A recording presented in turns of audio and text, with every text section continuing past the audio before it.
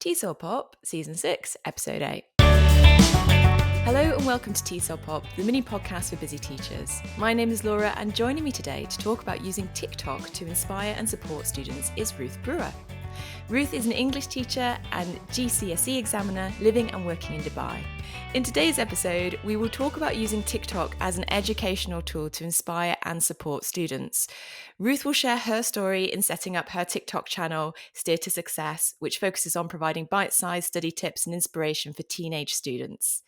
Ruth will share her creative process in creating content, as well as top tips for using TikTok as an educational resource. Ruth, I think a good place for us to start would be to learn more about what motivated you to step into the TikTok space and experiment in using this as an educational tool. So I've thought about it for a long time and I've had loads of different ideas, but all of them sort of I stumbled a bit with them because I live and teach in Dubai, and some of them are sort of like a bit tongue-in-cheek, but I obviously have to operate within the absolute parameters of cultural acceptability and professional acceptability. So where something might be seen a little bit more in a funny way in the UK, I would hate to cause any sort of offence. So, and then it got to the exam season, or sort of in the run up to the exam season, and a lot of my students, not just in my own year 11 class, but in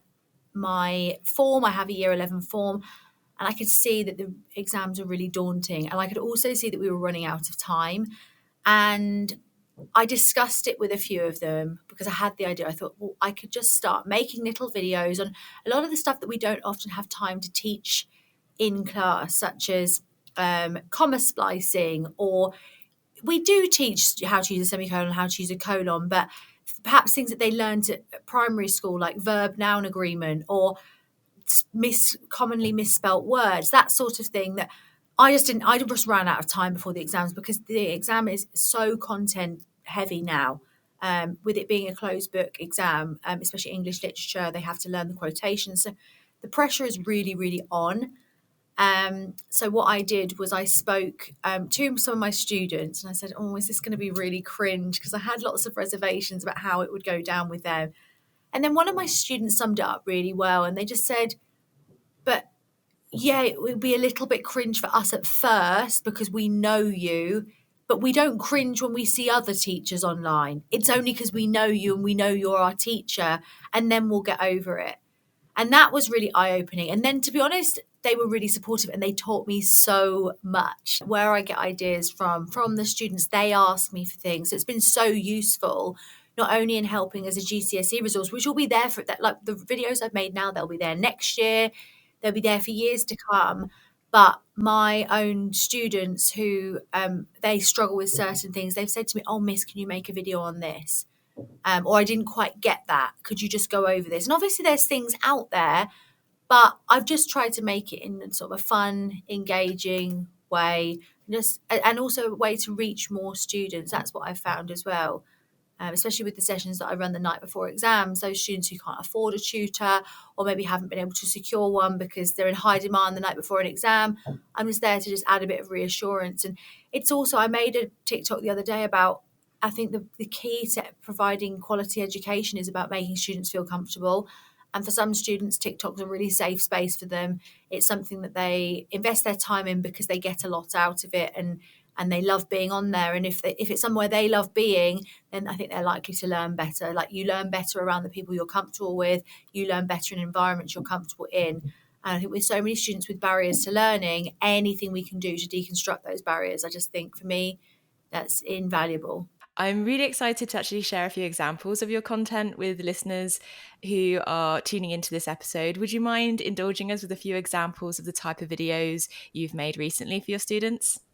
So some of them are content-based. So like in the run-up to their literature exams, I shared details about Jekyll and Hyde. I love English, so I know a lot about the text.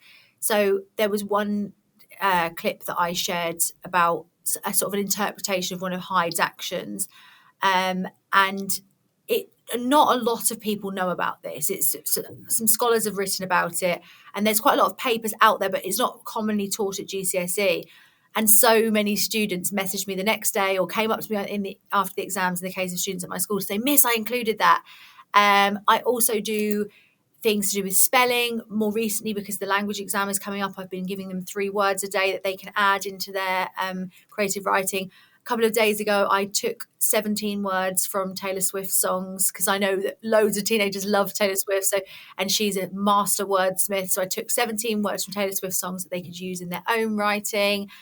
I also try to mix it up a little bit with more well-being and mindset stuff.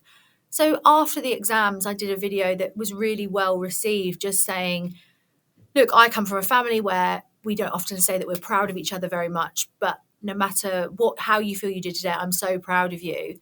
And I want you to hear that from somebody. As teachers, we never know what students bring into that exam hall. There's so much going on behind the scenes that we don't know. And I want students to recognise that the majority of teachers, if not all teachers, know that, and they know that about them, and we're so proud of them for the hurdles and the barriers that they overcome, and we don't say it enough. So I've used it as a platform to say those things, to be kind to themselves, and to just sometimes take a step back to get a bit of perspective. So yeah, a different number of reasons that I've been using, or ways that I've been using it, I should say. You've mentioned a few things in terms of like thinking about what your students need, listening to your students. You also mentioned at the start of this episode cultural sensitivity to the setting you're working in. And I thought this would be a good opportunity for us to kind of unpack that a bit more, like the type of things you keep in mind when you're creating content for a very public platform such as TikTok as an educator. Could you give us a few more kind of insights to other things you bear in mind that could help other teachers who are listening, who are thinking about using public social media platforms in a similar way? I think obviously for me, I need to think like right now, for example, the background's great because it's a recording studio at school. We've got musical instruments. It's perfect setting for this podcast. However, with TikTok, it's also really mindful to be aware of your setting. I have more recently used a few backdrops from Dubai. Like I've got a couple of videos with the Burj Khalifa in the background. I've done a couple of videos where the beach is in the background. But especially in terms of like my personal sphere, when I film at home, I've got a couple of walls with jazzy wallpapers. I've used those as a backdrop, but I don't want to give students too much insight into my world, like an appropriate level. I would hate for a student to come up to me at school and go, oh, miss, I liked your book on blah, blah, blah, blah. In terms of like, I think you have to be very careful with students not to create too much over familiarity. Like the other day, I made a little TikTok about a day in my life, as a day in the life of a teacher in Dubai. But again, that was all sort of it was authentic because and I even said this in the video blog. It's not going to be the vlog. It's not going to be the most exciting day, but again, just being really mindful about the things that I include, the background, the clothing that I wear. And yeah, the topics I discussed on a couple of the TikTok lives that I've done, I've started with some safeguarding housekeeping, just about respectful comments. Because as a woman online, that can be problematic. Although I've not actually faced any issues with that. I've not faced any inappropriate comments or anything like that, which I'm very, very grateful for. And I've also mentioned the sort of cultural sensitivity, because there are a couple of texts that we study where there are interpretations of the text, Dr. Jekyll and Mr. Hyde being one of them, where because of some of the issues that are alluded to and interpretations of those texts, they directly contravene Islamic and cultural expectations and laws here. So I did say, look, I can't discuss that. If anyone was to ask me in comments or ask me questions, I can't actually address that because I have to be respectful of the law and of Islam. And that's one of the sort of things I've had to bear in mind. And that's not been an issue at all, because we're able to teach very successfully a British curriculum alongside that. It's just that was just one thing for me to bear in mind. It's great that you have that housekeeping and setting expectations and workflows in place, just in case. And it's great. Often we don't need to use it, but it's great that you've put the thinking in place so there is that infrastructure. And just one thing to mention for anyone thinking about getting on TikTok, I was concerned that I might get like silly comments from students There hasn't been any of that. There's been, I think, 2 comments in the whole time where I thought, I'm not sure about that. And TikTok picks them up, really seemingly innocuous things that other people just say, oh, it's just a laugh. But for me professionally, I wouldn't want that. Like, there was nothing explicit in terms of inappropriateness. It was just sort of hints or undertones that I didn't like, suggestions that I thought compromised my professionalism. TikTok picked that up and they filtered them. For listeners who are inspired today to explore and dip their toe into TikTok or similar platforms, what would be your top tip that you'd like to kind of give as a parting gift to them to get started? Be authentic and be yourself and convey your personality. I think if I look at my videos from right at the beginning, I am quite anxious and nervous, and I've got a lot more confidence. Sometimes when I have to, or if I'm trying to communicate something very quickly, and because you obviously only have like a minute or 3 minutes, depending on how long you've set the time for, I think I come across a bit formal. I think the videos where the students respond the most are where my personality really shines through, and I'm having like a bit of a joke with students. I think that's fun, and just as I learn more about the app. So yeah, be yourself, be authentic, and as I said, you can have the comments off at first to gain confidence, and also as well, just be really respectful and mindful of other content creators. I did recently post, in the last couple of days, I did recently post a video where I politely disagreed with something that somebody with a very high profile in my subject area in English had posted, suggesting how students approach an exam. And it's directly against the advice of the exam board as an examiner and as a teacher. And I know some of my male students really like this content creator. I did have to say, hold on a second, without directly naming them. I said, this advice I have to disagree with, and these are my reasons.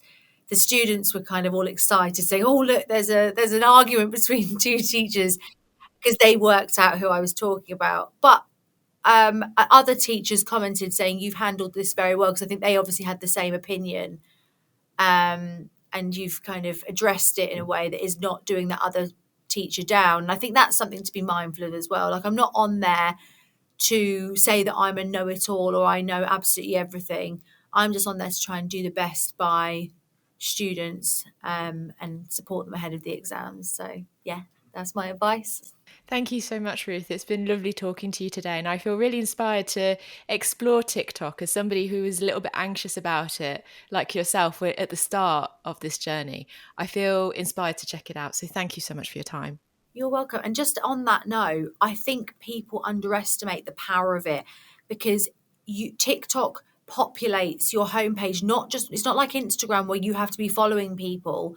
Obviously, Instagram has that suggestions page, but nobody really goes on that.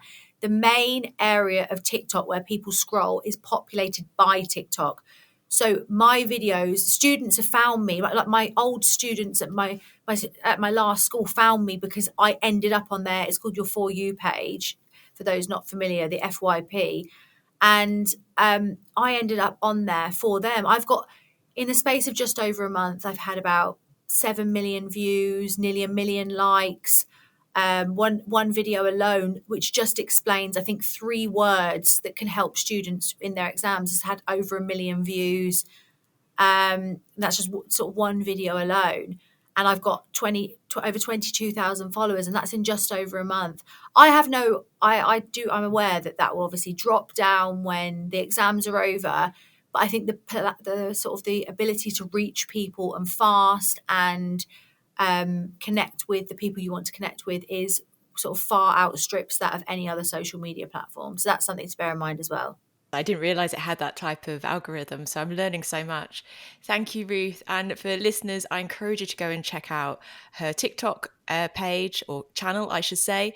It's called Steer to Success, and you can find the link either in the description below if you're watching on YouTube, or in the show notes if you're listening on a podcast app. Finally, you can support the work we do at TESOL Pop by leaving a rating and review wherever you listen to the podcast, sharing TESOL Pop content with your teaching community, or even buying us a coffee at ko-fi.com/TESOL Pop.